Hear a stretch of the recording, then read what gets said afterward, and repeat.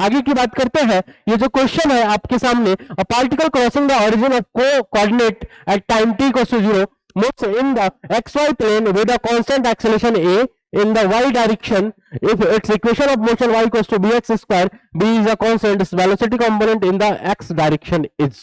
ओहो एक छोटा सा ग्राफ बनाते हैं आपके बीच में, छोटा सा ग्राफ बनाया, ध्यान से देखना, छोटा सा ग्राफ बनाया। इसमें मैंने कहा कि ये y है और ये x है, यहां से 0 से चलना शुरू किया है।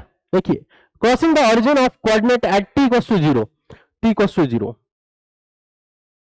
moves in xy plane with constant acceleration a in the y direction। y direction में इसका एक्सेलरेशन कांस्टेंट है, ये किसी तरीके से जा रहा होगा, मान लेते हैं ऐसे जा रहा है या किसी भी तरीके से, हमें उसका पाथ पता नहीं है, पर y डायरेक्शन में एक्सेलरेशन उसका कांस्टेंट है। क्लियर है? y डायरेक्शन में एक्सेलरेशन क्या है? Constant. If it equation of motion y equals to bx square, मतलब उसका जो पाथ है, equation of trajectory y equals to bx square. ये तो बड़े मजे की बात है भाई, ठीक है। b is a constant, b क्या है? कांस्टेंट है। Its velocity component in the x direction is, इसका वेलोसिटी कंपोनेंट x डायरेक्शन में क्या होगा, जरा बात करेंगे।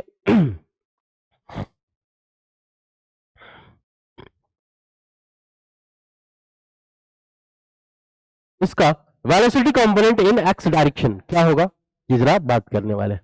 y equals to bx square, ठीक है। एक्स डायरेक्शन में क्या होगा वेलोसिटी का कंपोनेंट, हम उसके बारे में चर्चा करेंगे। फिलहाल ये दिया हुआ है हमारे पास, ठीक है। क्लियर है? कोई दिक्कत, कोई परेशानी? यहां तक कोई परेशानी की बात नहीं है।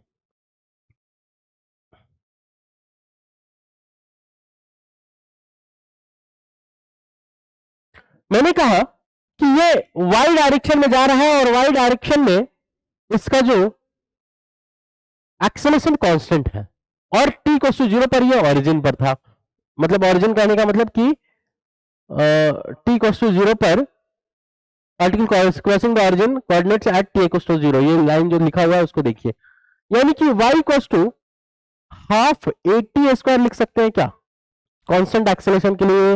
ये equation of kinematic, equation in kinematics से ये चीज लेकर के मैं आया, y equals to half at square. तो ये हाफ at स्क्वायर को मैं एक्स, ए क्या है? Acceleration, equals to b x square से कंपेयर कर सकते हैं, हाँ या ना। अब हम बात करने वाले हैं कि हाफ ए मैंने कहा divided by b equals to x by t का स्क्वायर। मैंने कहा कि एक्स बाई टी जो आया है ना, ये आया है under root a by two b. और आप कहेंगे कि सर dx बाई dt होना चाहिए, ऐसा इसलिए नहीं है dx बाई dt, ये x बाई t से काम इसलिए चल जा रहा है क्योंकि x डायरेक्शन में कोई एक्सेलरेशन नहीं है, x डायरेक्शन में कोई एक्सेलरेशन नहीं है।